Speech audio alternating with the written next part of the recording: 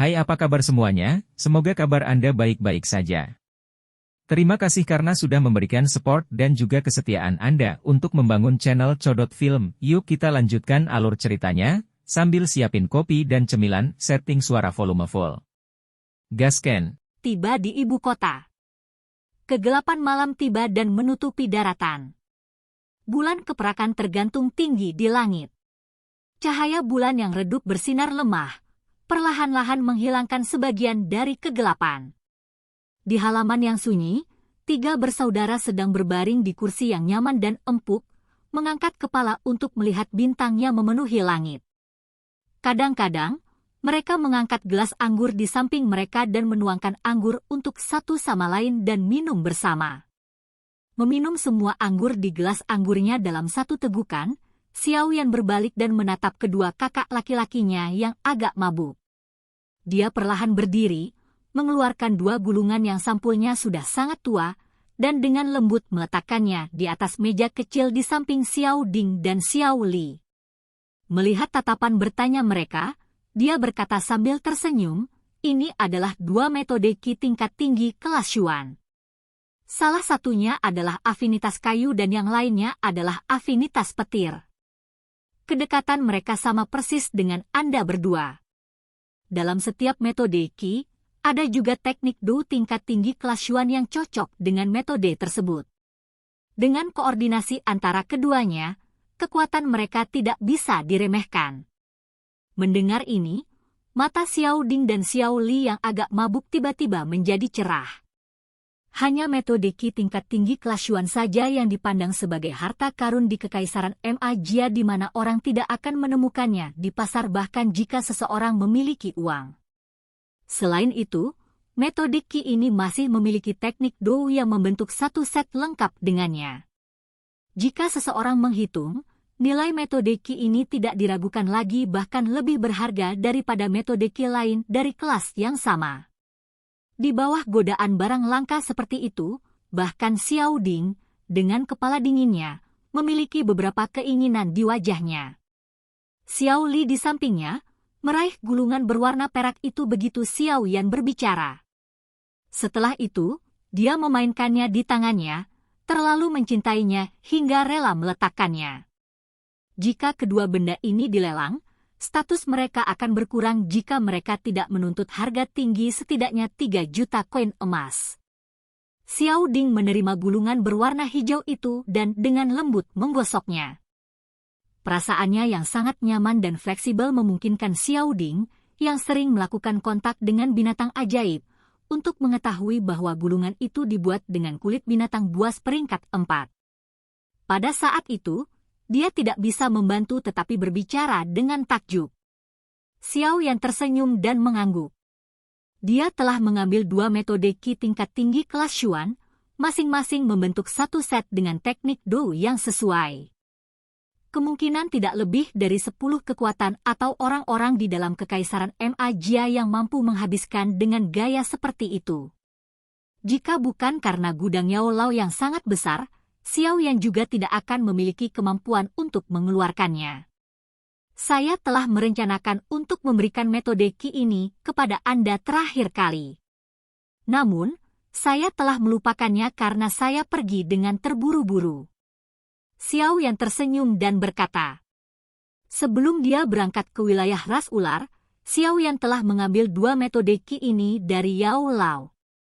Namun, karena rencana perjalanan mereka diperpanjang hingga sangat ketat, baru sekarang Xiao Yan punya waktu untuk mengingat masalah ini. Meskipun metode Qi ini sangat jarang, kami tidak akan melakukan penolakan munafik itu karena Andalah yang mengeluarkannya. Jika tidak, itu mungkin menyinggung perasaan Anda dan membuat Anda tidak bahagia. Xiao Ding, yang jelas tentang karakter Xiao Yan, merenung sejenak. Pada akhirnya, dia tidak menolak hadiah Xiao Yan yang agak murah hati. Sebaliknya, dia tersenyum dan mengangguk sebelum dengan hati-hati menempatkan gulungan itu ke area dadanya tanpa mengucapkan kata-kata sopan. Setelah Xiao Ding dan Xiao Li menyimpan metode Qi mereka dengan benar, Xiao Yan tersenyum tipis. Dia mengangkat kepalanya untuk menatap langit yang dipenuhi bintang dan dengan lembut berkata, semuanya telah diatur dengan tepat.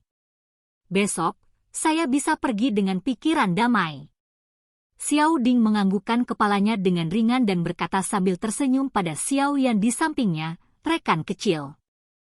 Kakak dan kakak kedua akan menunggu di sini sampai nama Anda mengguncang seluruh kekaisaran Jia Ma dalam waktu 1 bulan. Bersulang! Mengamati Xiao Ding yang tiba-tiba menjadi berani, kehangatan melonjak di dalam hati Xiao Yan. Dia menerima winecep dan mengosongkannya sekaligus. Dia mengerti dengan jelas arti kata-kata Xiao Ding. Jika dia benar-benar bisa mengalahkan Nalan Yanran dan berhasil meninggalkan Mystic Cloud Sect, maka nama Xiao Yan akan menjadi sensasi semalam di seluruh kekaisaran Ma Jia. Tentu saja, Xiao Yanzi, jika kamu gagal meninggalkan Mystic Cloud Sect, kakakmu dan aku tidak akan segera membalas dendam untukmu. Kami akan mentolerirnya secara diam-diam, mengatupkan gigi kami dan dengan paksa menoleransinya. Kami akan menunggu sampai kami dapat meninggalkan luka di Mystic Cloud Sect yang akan menyebabkannya merasakan sakit di dalam intinya sebelum kami menggigitnya dengan keras. Kami akan menggigit sampai patah tulangnya. Xiao Li menepuk bahu Xiao Yan. Namun, kekejaman yang akan membuat hati orang-orang menggigil samar-samar keluar dari wajahnya yang tersenyum. Di gurun, binatang buas yang menyandang taring dan mengacungkan cakar tidak menakutkan. Yang menakutkan adalah ular berbisa yang diam-diam menyembunyikan diri di bawah pasir kuning. Mereka tidak akan dengan mudah menunjukkan taringnya. Namun, begitu kesempatan itu tiba, serangan mematikan akan langsung meluncur dari pasir kuning. Di antara 3 saudara klan Xiao, Xiao Ding tenang, bijaksana dan berpandangan jauh ke depan, Xiao Li jahat dan ganas, sedangkan Xiao Yan misterius dan tak terduga. Ketiganya memiliki karakter yang berbeda, tetapi mereka mampu membuat lawan mereka merasa tidak nyaman dan membuat hati mereka dingin. Mengamati Xiao Li yang gelap dan parah, kehangatan mengalir di hati Xiao Yan. Dia mengangguk sedikit dan sekali lagi meminum secangkir penuh anggur kuat yang membakar tenggorokannya. Ketiganya saling memandang dan tertawa keras. Keesokan paginya, Xiao Yan dan Hai Bodong tidak memperingatkan siapapun saat mereka meninggalkan perusahaan mercenari logam gurun. Seolah-olah setiap kali dia pergi tanpa suara. Di langit biru, 2 lampu yang mengalir tiba-tiba bergerak mendekat dari jarak jauh, membawa angin kencang di belakangnya. Sesaat kemudian, mereka muncul di tepi langit sebelum akhirnya meninggalkan banyak wajah orang yang lewat di tanah dengan iri. Xiao Yan, bukankah kita akan menyelamatkan banyak masalah jika kita terbang langsung ke ibu kota? Mengapa Anda masih ingin pergi ke kota Tange untuk menggunakan binatang terbang? Kecepatan mereka jauh lebih lambat dari kecepatan terbang kita. Hai Bodong mengepakkan sepasang sayap es dingin di punggungnya, melirik pemandangan yang dengan cepat melewatinya di bawahnya sebelum berbalik. Dukinya bercampur dengan seutas benang suaranya, yang agak tidak puas, saat ditransmisikan ke telinga Xiao Yan. Setelah mendengar kata-kata ini dari Hai Bodong, Xiao Yan, yang menggunakan semua kekuatannya untuk bergegas sepanjang perjalanan mereka, tidak bisa menahan tawa getir di dalam hatinya dan menggelengkan kepalanya. Dia dengan tenang berpikir, dari sini ke ibu kota adalah sebuah perjalanan yang berjarak beberapa ribu kilometer. Di masa lalu, jika saya mendapat dukungan dari kekuatan Yao Lao, saya bisa menahannya. Namun, Yao Lao saat ini sedang tertidur. Hanya dengan kekuatan Doushi bintang 6 saya, bagaimana saya bisa menahannya tanpa berhenti untuk beristirahat? Ketika saatnya tiba, orang lain mungkin melihat melalui fasad saya jika saya ceroboh. Meskipun dia berpikir seperti itu di dalam hatinya, Xiao Yan secara alami tidak akan menjawab dengan cara ini. Sayap awan ungu di punggung Xiao Yan mengepak dan kecepatannya sedikit berkurang. Dia berkata sambil tersenyum, "Keke, hanya saja saya ingin menggunakan waktu perjalanan dengan binatang terbang untuk mempelajari api surgawi. Selain itu, apakah Anda tidak berencana untuk mencari bahan obat untuk pil ungu pemulihan spiritual?" kita bisa singgah di beberapa kota besar. Kemungkinan kami menemukan mereka di sana sedikit lebih tinggi. Mendengar ini, ekspresi Hai Bodong akhirnya menjadi lebih rileks. Dia mengangguk tanpa daya. Mengingat ramuan obat langka dengan nama yang bahkan belum pernah dia dengar, dia tidak bisa terus menentang keputusan mengambil binatang terbang. Melihat Hai Bodong tidak terus bersikeras, Xiao Yan diam-diam menghela nafas lega di dalam hatinya. Sayap awan ungu di punggungnya tiba-tiba mengepak dan kecepatan terbangnya segera melonjak. Sosoknya berubah menjadi cahaya yang mengalir dan menghilang ke cakrawala. Sejak pagi, mereka bepergian dengan cepat. Baru pada sore hari, garis besar kota Tager samar-samar muncul di hadapan mereka berdua. Mereka mendarat di luar kota sebelum sekali lagi melompat ke arah kota seolah-olah mereka tertiup angin. Xiao Yan saat ini sudah sekali lagi mengenakan jubah pekerjaan alkemis tingkat 2. Meskipun penguasa hitam besar di punggungnya, yang hampir setinggi dirinya, memberinya penampilan yang agak aneh, para prajurit yang menjaga kota tidak memiliki keberanian untuk menghentikan seorang alkemis untuk diinterogasi. Oleh karena itu, keduanya berhasil memasuki kota yang terlihat cukup besar tanpa halangan apapun. Setelah memasuki kota, Xiao Yan dan Hai Bodong pertama-tama pergi ke toko obat yang kelihatannya cukup besar dan menggeledahnya satu persatu. Tentu, niat Hai Bodong adalah untuk menemukan bahan obat yang dibutuhkan untuk memperbaiki pil ungu pemulihan spiritual. Xiao Yan, di sisi lain, diam-diam mengamati jika ada bahan obat yang memiliki sifat unik dari kekuatan spiritual yang pulih dengan cepat. Meskipun ada cukup banyak toko obat di kota Tager, bahan obat yang dibutuhkan Xiao Yan dan Hai Bodong termasuk dalam kelas yang sangat langka. Oleh karena itu, keduanya akan masuk dengan harapan tinggi, tetapi pergi dengan kekecewaan. Setelah keluar dari toko obat terakhir di kota, mereka berdua yang tidak mau menyerah mengambil giliran dan pergi ke rumah lelang di kota. Sayangnya, mereka masih belum menemukan apapun.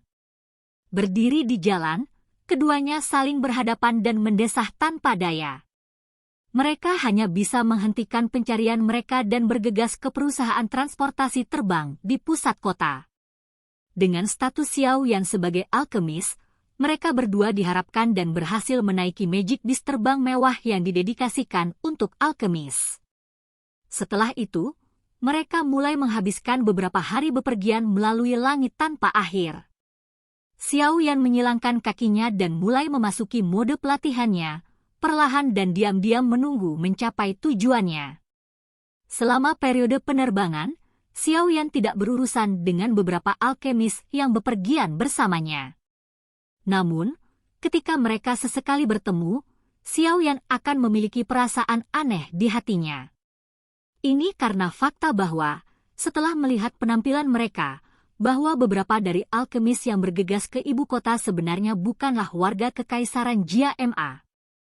Tentu saja, ketika Xiao Yan merasa terkejut dengan alkemis dari negara lain ini, para alkemis itu juga memiliki wajah tercengang ketika mereka melihat penampilannya dan lencana tingkat alkemis di dadanya. Jelas, usia Xiao Yan dan tingkat alkemisnya telah memberi mereka pukulan yang cukup signifikan. Dengan pengalaman tidak bahagia dari terakhir kali dia melakukan penerbangan seperti itu, Xiao Yan mendiskriminasi komunikasi dengan orang-orang di atas binatang terbang itu. Oleh karena itu, bahkan ketika dia melihat atmosfer yang kaya ketika para alkemis itu sedang berbicara satu sama lain, dia tidak maju dan berbicara dengan mereka. Namun, pada suatu kesempatan, Xiao Yan mendengar kata-kata Grand Meeting. Setelah mengalami kerugian sementara, Xiao Yan akhirnya dan tiba-tiba teringat undangan dari wakil ketua cabang dari cabang Asosiasi Alkemis, Altuo, di kota Batu Hitam. Tampaknya semua alkemis ini terburu-buru untuk berpartisipasi dalam Grand Meeting Alchemist. Xiao Yan menganggukkan kepalanya. Hanya pada saat ini dia mengerti mengapa begitu banyak alkemis dari negara lain muncul dalam skala seperti itu di dalam wilayah Kekaisaran Jia Ma. Karena ini adalah pertemuan besar alkemis, maka kupikir seharusnya ada banyak harta karun alam langka di tangan para alkemis ini. Hati Xiao Yan bergumam seperti ini. Matanya berangsur-angsur cerah. Jika dia bisa menemukan harta karun unik untuk memulihkan kekuatan spiritual sebelum menuju ke Mystic Cloud Sect dan membangunkan Yao Lao, Xiao Yan akan benar-benar yakin tentang perjalanan ini ke Mystic Cloud Sect. Dengan pemikiran ini, sisa pikiran Xiao Yan menjadi sedikit mendesak. Saat dia menunggu, binatang terbang yang telah terbang selama hampir 7 hari akhirnya dan secara bertahap tiba di tujuannya, ibu kota Kekaisaran Jia Ma, kota suci Jia Ma. Berdiri di belakang binatang terbang itu, Xiao Yan menundukkan kepalanya untuk menatap kota megah yang muncul di bawah awan. Dia perlahan menghembuskan nafas. 3 tahun waktu, 3 tahun latihan keras, akhirnya dia sampai di sini. Setelah binatang terbang turun perlahan, tatapan Xiao Yan tiba-tiba beralih ke utara ibu kota. Di sana, sebuah gunung besar yang pastinya sangat megah, bersujud seperti naga besar, dengan samar memancarkan aura yang membumbung ke langit. Terletak di tempat itu adalah kekuatan besar Kekaisaran Jia, sekte awan berkabut. Mystic Cloud Sect. Nalan Yanran, orang yang tidak berguna ini saat itu telah datang sesuai dengan kesepakatan kita. Mata Xiao Yan menatap tajam ke puncak gunung megah yang tersembunyi dalam kabut tipis. Pada saat ini, tubuhnya sangat gemetar. Silahkan pergi ke. Oke guys, jangan lupa like, comment, share, and subscribe di channel Codot Film. See you next video, peace out and bye-bye.